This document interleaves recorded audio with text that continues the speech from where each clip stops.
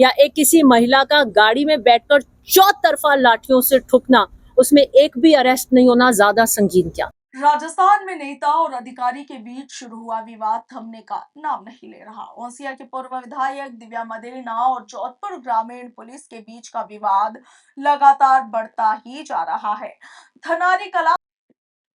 धनारी कला में गाड़ी तोड़ने के आरोपियों के खिलाफ 4 मामले दर्ज कराने को लेकर पूर्व विधायक आईजी के समक्ष अपनी नाराजगी दर्ज करवा चुकी है। शुक्रवार को पूर्व विधायक ने ग्रामीण एसपी के खिलाफ एक और मोर्चा खोल दिया है। 2-3 दिन पहले ग्रामीण एसपी के हैंडल से गत वर्ष भोपालगढ़ कोऑपरेटिव मार्केटिंग चुनाव के दिन दिव्या मदेरणा द्वारा जनप्रतिनिधि अधिनियम की धारा 133 के तहत नियम विरुद्ध मतदाता को लेकर जाना बताया गया था। धनारी कला में गाड़ी तोड़ने के आरोपियों के खिलाफ 4 मामले दर्ज करने को लेकर पूर्व विधायक दिव्या मदेरणा आईजी के समक्ष अपनी नाराजगी दर्ज करवा चुकी है और उसे लेकर पूर्व विधायक नीति के तेवर दिखाए और कहा कि यदि नियम विरुद्ध था तो मैं अपने वकील के साथ अपनी जमानत करवाने के लिए जांच अधिकारी एसपी भोपाल सिंह के पास गई थी, मगर उन्होंने कहा कि अभी भी जांच चल रही है, यह साबित नहीं हुआ है। पूर्व विधायक ने आरोप लगाया है कि एसपी पहले भी राजनीतिक दबाव में थे और अब बदले की राजनीति के दबाव में है। दिव्या मदेरणा ने और क्या कुछ कहा, आप भी सुनिए। आप सबको पता है कि करीबन 1 साल पहले भोपालगढ़ में कोऑपरेटिव चुनाव के मार्केटिंग के चुनाव के अध्यक्ष और उपाध्यक्ष का जब चुनाव था तो मेरी गाड़ी के ऊपर पुलिस की सुरक्षा, जो कि स्वयं धर्मेंद्र यादव यही एसपी हैं, इन्होंने मुझे प्रदान करी थी, उसमें मेरे पे जानलेवा हमला हुआ था जिसके वीडियोस वायरल हुए थे।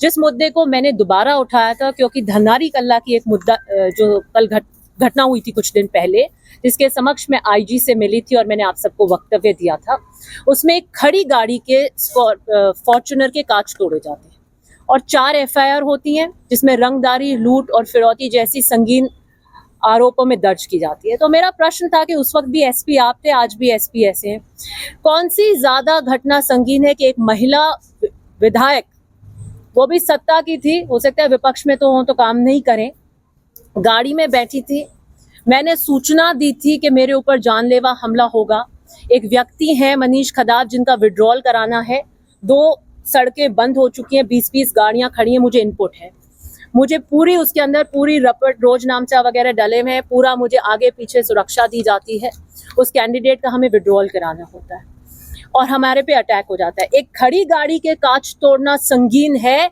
या एक किसी महिला का गाड़ी में बैठकर चौतरफा लाठियों से ठुकना, उसमें एक भी अरेस्ट नहीं होना ज्यादा संगीन क्या था? उसके ऊपर जोधपुर ग्रामीण पुलिस ने अपने अधिकृत हैंडल से एक ट्वीट किया और उस ट्वीट में लिखा कि वो जो कोऑपरेटिव चुनाव की घटना हुई थी, दिव्या मदेरणा अपनी एक गाड़ी में अपने एक वोटर को लेकर जा रही थी जो कि नियम विरुद्ध है और इसलिए ये घटना हुई और इसमें कार्रवाई जारी है। ये फाइल आपको ध्यान होगा, मैंने मुद्दा उठाया था कि यहाँ से पहले सिरोही ट्रांसफर कर दी गई थी और कोई अरेस्ट नहीं हुई। जब जोधपुर ग्रामीण का अधिकृत हैंडल ये कहता है कार्रवाई जारी है तो इसका मतलब उनके अधीन है। उसके बाद जब मैंने उस ट्वीट को रीट्वीट करते हुए ये पूछा कि कौन सी नियम वाली है, कौन सा एक मैनुअल है जिसमें मैंने अपराध पाया जाता है, आप उसको अपराध की श्रेणी में मानेंगे कि वोटर या कोई मेरे साथ जा रहा है और मेरी गाड़ी में बैठ के जा रहा है तो मैंने अपराध किया है या उल्लंघन किया है किसी नियम का। तो उन्होंने आरपी एक्ट सेक्शन 133 का उल्लेख किया ट्वीट के ऊपर। मैंने उस पर फिर 2 दिन प्रश्न पूछे और साफ सूंघ गया।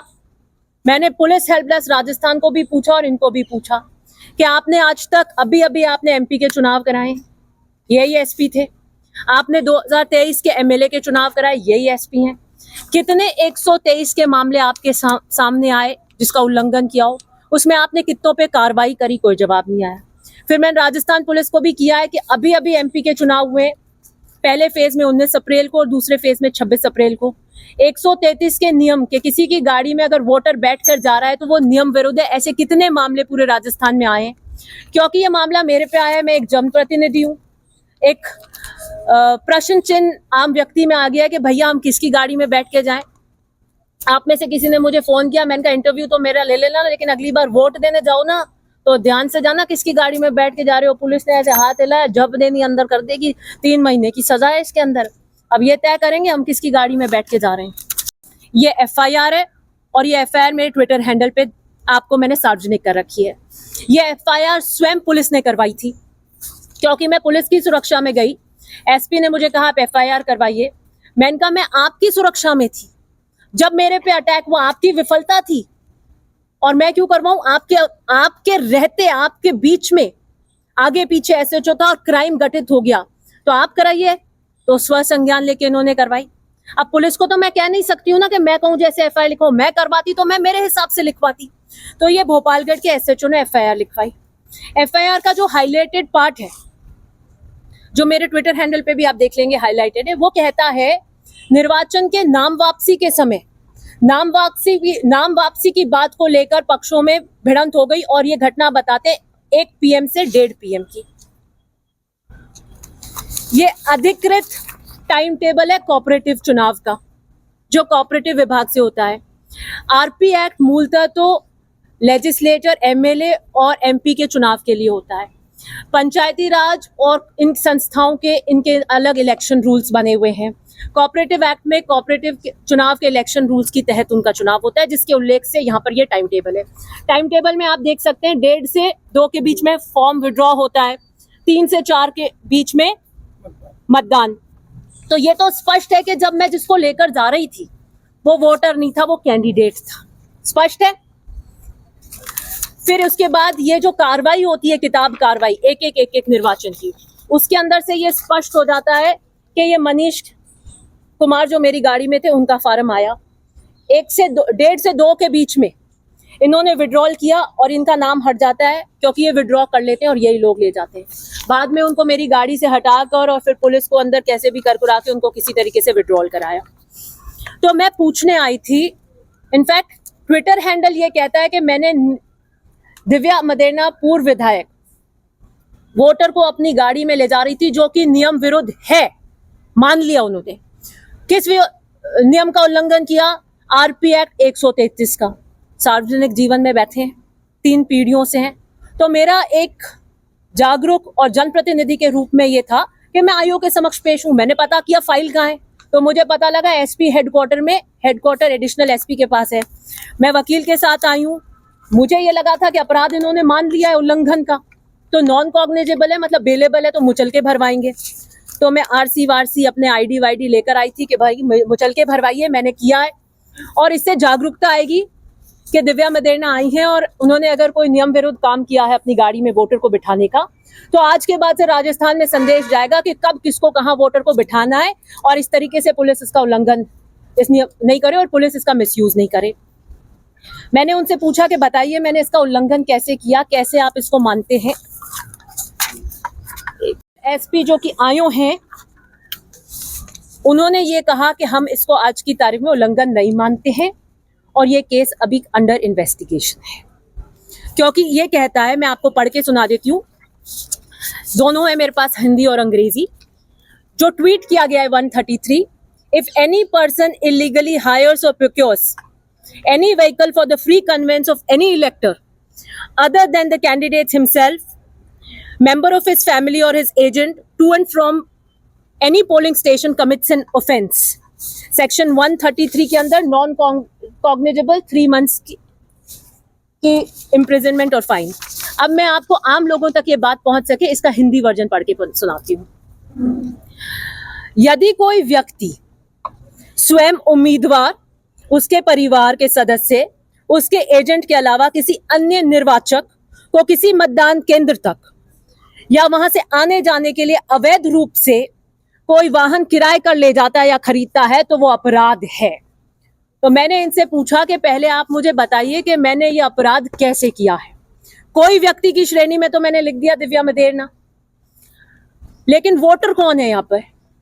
मैं जिसको ले जा रही थी वो उम्मीदवार है। वो तो 1:30 बजे से जो घटना हुई 1 और 1:30 में, वो तो उस वक्त उम्मीदवार था। मतदान होगा कि नहीं होगा, निर्विरोध हो जाएगा, इसके ऊपर तो खुला ही नहीं था जब तक वो चस्पा नहीं होते। तो जब ये प्रकरण हुआ उस वक्त तो मेरी गाड़ी में उम्मीदवार था। बहरहाल मैंने इनको कहा कि आप मेरा ज्ञानवर्धन कीजिए, क्योंकि ये इतना बड़ा राजस्थान में अब सब इसके ऊपर निगाहें टिकी हैं कि मान लीजिए अगर मैं वोटर को ले जा रही हूं और ले जाऊं तभी, तो क्या होने वाला है?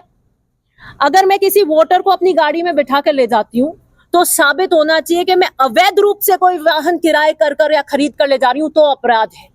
अगर जानबूझकर बदले की राजनीति से करते भी हैं तो अवैध रूप से मैंने कोई गाड़ी किराया करके वोटर ले जा रही हूं, ये कैसे प्रूव करेंगे? नहीं कर सकते हैं। आज तक अभी तक मुझे तो कोई मिला नहीं है जिसने जवाब दिया। मैं आरटीआई लगाऊंगी डीजी ऑफिस में जाकर के राजस्थान के अंदर पुलिस ने इस प्रकरण 133 के अंदर किसी वॉयलेशन में किसी को माना है कि नहीं माना। बात खत्म हो गई कि अभी तक मुझे इसमें पाया नहीं गया है। कोऑपरेटिव के ये रूल्स मंगा रहे हैं और देखेंगे कि इसमें होगा कि नहीं। अब बात आ जाती है ट्विटर हैंडल की। जोधपुर ग्रामीण के सबसे बड़े अधिकारी हैं एसपी धर्मेंद्र यादव। जोधपुर ग्रामीण ट्विटर हैंडल किसी के व्यक्तिगत ट्विटर हैंडल नहीं है, जोधपुर ग्रामीण पुलिस का अधिकृत हैंडल है, अर्थात सबसे सर्वोच्च अधिकारी एसपी हैं, तो ये एसपी का वक्तव्य है।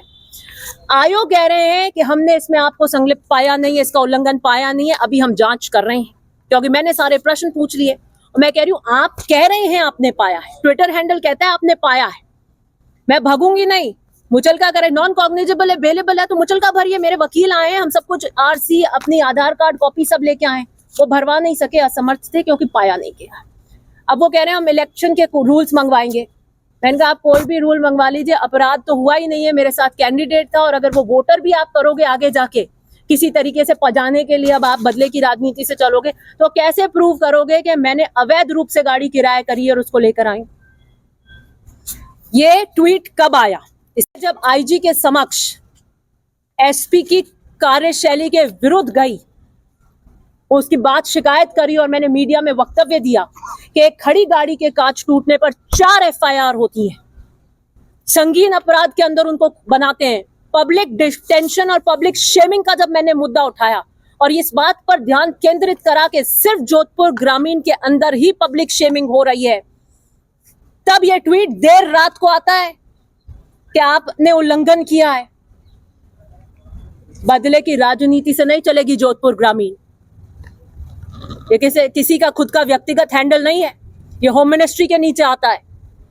और मैं जाऊंगी, मैं डीजी से मिलूंगी, जरूरत पड़ी तो मैं मुख्यमंत्री जी से अपॉइंटमेंट लूंगी और इस बात को रखूंगी कि क्या अधिकृत पुलिस के ट्विटर हैंडल्स इस तरीके से रात को ट्वीट कर रहे हैं, आयोग जवाब नहीं दे पा रहे हैं क्योंकि उसमें उल्लंघन पाया नहीं गया है।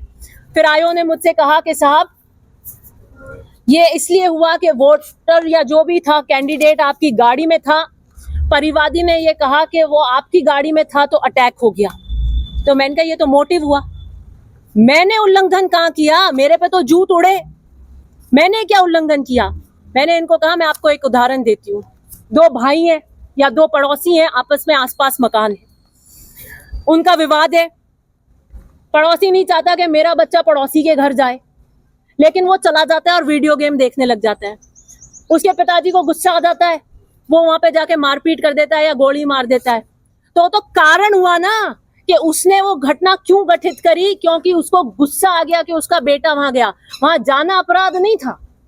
अगर मेरी गाड़ी में उस कैंडिडेट का होना सामने वालों को पसंद नहीं था और इस कारण उन्होंने मेरे पे हमला कर दिया, ये तो घटना का कारण हुआ कि घटना क्यों घटित हुई। मैंने थोड़ी कोई उल्लंघन किया है और इस बात से आयोग बिल्कुल अग्री हुए हैं कि हाँ ये कारण हो सकता है, ये उल्लंघन नहीं हो सकता, और इस उल्लंघन के समक्ष वो मेरा मुचलका नहीं भराया। आज उनकी फाइल में मैं इसकी नियम विरुद्ध उल्लंघन मैंने नहीं किया है और मैंने उनसे कहा है या तो ये ट्वीट डिलीट कीजिए, नहीं तो फिर इसको मॉडिफाई कीजिए कि इसकी अभी जांच चल रही है। आज की तारीख में 133 का उल्लंघन नहीं पाया गया है। जोधपुर ग्रामीण को मैं ये कहना चाहती हूँ, एक वक्तव्य उन्होंने और दिया था कि जनप्रतिनिधि यदि अपराधियों का साथ देंगे तो पुलिस नियम अनुसार कार्रवाई करेगी। मैं वो जनप्रतिनिधि हूँ जो 3 पीढ़ियों से 70 साल से यहाँ बैठे हैं। हम अपराधियों का साथ देकर यहाँ पर बार बार नहीं बैठ सकते इतने सालों से। हमें पता है कब किसके लिए आवाज उठानी, और एक जनप्रतिनिधि के रूप में मेरी जिम्मेदारी है कि अगर पुलिस गलत कार्यशैली किसी के साथ करती है तो उसकी आवाज बनेंगे। और दूसरी बात, इनको पता होना चाहिए कि सबसे पहले अगर जनप्रतिनिधि 120B आपराधिक षड्यंत्र के अंदर होता है, वो कॉन्स्पिरेसी रचता है 5 जनों के साथ बैठ के कि चलो तुम ये लो, तुम ये हायर करो, ये करो, तब मैं 120 में आ सकती हूँ। घटना पे जो घटना घटित होती है आपराधिक, उस पे गोली मारना पीटना, जो भी अगर मैंने कोई क्रिमिनल ऑफेंस घटना पे किया है तो मैं आती हूँ। या घटना के बाद में साक्ष्य मिटाने में अगर मेरा कोई रोल होता है तो मैं आती हूँ। जनप्रतिनिधि अगर किसी का साथ देंगे तो उन पे कार्रवाई होगी, तो आप कार्रवाई कीजिए। मैं भी देखती हूँ आप जनता की आवाज उठाने पे क्या कार्रवाई कर सकते हैं। मेरा पुनः यही कहना है कि इस तरीके से पुलिस के अधिकृत हैंडल पर बिना ज्ञान के रात को 12-1 बजे कौन ट्वीट कर रहा था। मैंने आईओ को कहा कहाँ से ट्वीट होता है, तो उन्होंने कहा हमारे साइबर सेल का एक कमरा बना हुआ है कहाँ पे, यहीं पे, वहां बंद होता है। तो मैंने कहा उसका कोई इंटरकॉम नंबर होगा, आप लगाइए। कौन बैठा था उस वक्त? आपसे तो लिए नहीं है, क्योंकि मैंने कल आईओ को फोन किया था और मैंने आईओ को कहा था कि मैं आपके समक्ष आना चाहती हूँ इस केस के अंदर। उन्होंने कहा मैंने फाइल पढ़ी नहीं है। मैंने कहा आप फाइल पढ़ लीजिए, और अगर आप आईओ हैं, आपने फाइल पढ़ी नहीं है, तो ट्वीट कौन कर रहा था परसों रात को? आपके बिना नॉलेज के किसने ट्वीट किया? जिसको जान आईओ के बिना तो कोई कह नहीं सकता है, या आईओ ने बताया हो कि हाँ ये बिल्कुल सही है, इसकी पुष्टि हो गई है, ये इसके अंदर है। किसने किया? आप फोन लगाइए, पता कीजिए एएसआई है या कौन बैठता है, उसको किसने निर्देशित किया, कहां से उसने ये स्क्रीनशॉट लिया 133 का? वो नहीं लगाया उन्होंने, because it was none other than the SP. Because Jodhpur ग्रामीण ट्वीट करता है तो हम ये मानेंगे कि एसपी ट्वीट करते हैं, उसको आप अलग रूप से नहीं देख सकते। अगर मैं मेरे ऑफिशियल हैंडल से ट्वीट कर रही हूँ तो मेरा अधिकृत बयान है, मैं ये नहीं कह सकती मैंने ट्वीट किया और अब मेरा बयान नहीं है। इसलिए मैं आज आपके बीच आई हूँ। वोटर कब किसकी गाड़ी में बैठता है, अगर वो अवैध रूप से स्थापित हो तो ही नहीं बैठ सकते हैं। इसलिए आप खुश रहिए, आप बैठकर वोट देने जा सकते हैं। अगर आप कहें कि भैया मेरे को आपके साथ जाना है, लेकर चल, तो आप वोट देकर जा सकते हैं। ये कोई अपराध नहीं होता। जिस केस को लेकर आपने ट्वीट किया था, आप पे जो हमला हुआ, अपराधी थे कोई जिससे आप पहचानती है? मैं पहचानती हूँ, मेरा बयान उस वक्त उसमें बयान होगा, तो इंसिडेंट के टाइम ही मेरा बयान हो गया था। अभी इन्होंने मुझसे, जब मैंने कहा कि आपको बुला लेंगे जब केस में जरूरत होगी, मैंने कहा आपको पड़ेगी नहीं, क्योंकि मेरा जब जिस प्रकरण हुआ था उसके 2 दिन में ही मेरा बयान हो गया। अभी उन्होंने कहा मैडम मैंने फाइल देख ली, आपका बयान हो गया, तो मेरे बयान में तो बाकायदा उल्लेखित है जिनको मैं पहचानती हूँ। दूसरी बात, पुलिस, क्योंकि पहले से वहां जाप्ता लग रहा था 2 दिन से, पुलिस की वीडियोग्राफी हो रही थी, खुद स्वयं पुलिस वीडियोग्राफी कर रही थी वहां पर, और एसपी पहले भी राजनीतिक दबाव में थे और अब बदले की राजनीति के दबाव में है।